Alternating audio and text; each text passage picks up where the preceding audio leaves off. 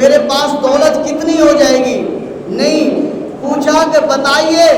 کیا میرا خاتمہ ایمان پر ہوگا؟ تو حضرت حسن بصری رحمۃ اللہ علیہ نے فرمایا کہ اے رابعہ، اس بات کا مجھے علم نہیں ہے، یہ بات اس والے کے لم یزل کو پتہ ہے کہ خاتمہ ایمان پر ہوتا ہے یا بے ایمانی پر ہوتا ہے۔ آپ فرماتی ہیں دوسرا سوال یہ ہے، کیا جب قبر میں جاؤں گی منکر نکیر جب سوال کریں گے، کیا میں ان کے سوالوں کا جواب دے سکوں گی کہ نہیں دے سکوں گی؟ حضرت حسن بصری رحمۃ اللہ علیہ آپ فرماتے ہیں، اے رابعہ، پہلے سوال کا بھی جواب نہیں تھا، اب جو دوسرا سوال کیا ہے اس کا بھی جواب نہیں ہے، خبر نہیں ہے، پتہ نہیں ہے کہ جب قبر میں جائیں گے، اندھیری کوٹھڑی میں جب جائیں گے، اس وقت جب فرشتے آئیں گے منکر نکیر کہ اٹھ بتا من ربو کا، تیرا رب کون ہے؟ ما دینوں کا، بتا تیرا دین کون ہے؟ ما کنتا تقول فی ہذا حق الرجل، اس ہستی کے بارے میں، امام الانبیاء حبیب کبریا حضرت محمد مصطفیٰ کے بارے میں تیرا کیا عقیدہ تھا؟ اس وقت پتہ نہیں کیا جواب دیں گے، ملے گا جواب کہ نہیں، یہ ہوگا معاملہ کہ نہیں ہوگا، یہ خبر نہیں ہے۔ آپ فرماتی ہیں اچھا ذرا یہ بتا، جب کل قیامت کے دن جب حساب و کتاب ہو رہا ہوگا، اس وقت نامہ اعمال مجھے دائیں ہاتھ میں دیا جائے گا یا بائیں ہاتھ میں دیا جائے گا؟ نامہ اعمال مجھے دائیں ہاتھ میں دیا جائے گا کل قیامت کے دن یا بائیں ہاتھ میں دیا جائے گا؟ حضرت حسن بصری رحمۃ اللہ علیہ آپ فرماتے ہیں، اے رابعہ، تیرے اس سوال کا بھی جواب نہیں ہے، کل قیامت کا دن پتہ نہیں مالک لم یزل ہمیں دائیں ہاتھ میں نامہ اعمال پکڑائے گا یا بائیں ہاتھ میں؟ اگر دائیں ہاتھ میں پکڑا دیا تو کامیاب ہو جائیں گے، اگر بائیں ہاتھ میں پکڑایا تو ناکام، جہنم کا ایندھن بن جائیں گے، پر پتہ نہیں یہ کیا ہوگا۔ تو آپ فرماتی ہیں چلو تینوں کا نہیں پتہ، چلو یہ چوتھے سوال کا جواب دے دیں کہ پھر اس وقت ہے مجھے کل قیامت کے دن جہنم میں ڈالا جائے گا یا جنت میں ڈالا جائے گا؟ مجھے کیا اس بات کی یقین ہے کیا قیامت کے دن مجھے جنت میں ڈالا جائے گا یا جہنم میں؟ تو آپ نے فرمایا حسن بصری رحمۃ اللہ علیہ نے کہ اے رابعہ،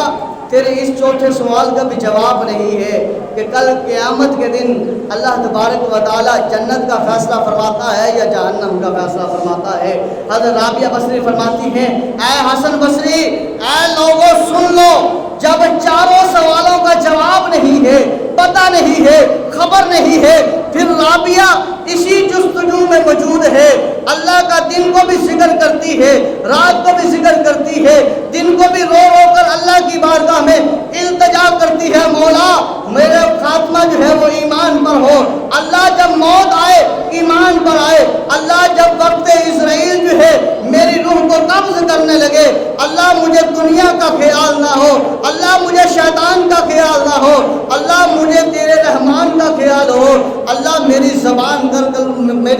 پر کلمہ طیبہ جاری ہو،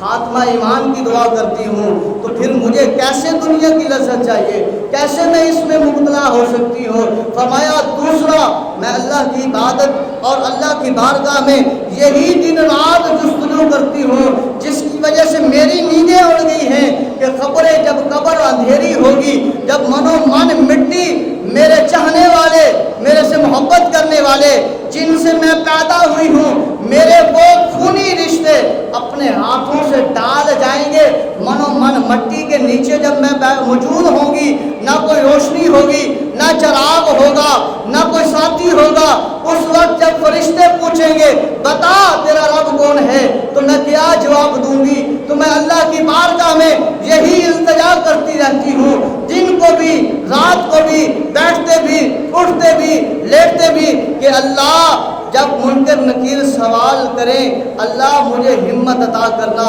میں انہیں صحیح جواب دے دوں۔ تو اے حسن بصری،